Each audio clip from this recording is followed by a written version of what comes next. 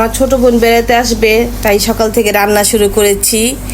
এই তো রান্না করে নিলাম মুরগির মাংস, পোলাও ছিল, তারপর ছিল ইলিশ মাছ সর্ষা দিয়ে ভুনা, চিংড়ি মাছ ভুনা ছিল।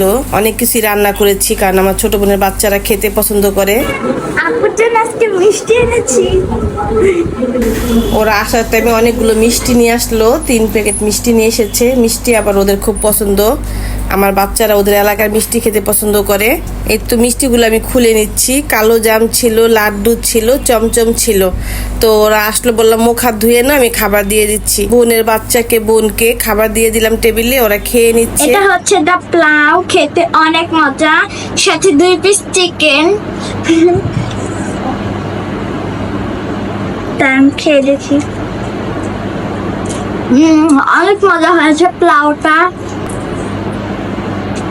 খুব ইয়ামি। আমার বোন মুরগি পালে, কোয়েল পাখি পালে।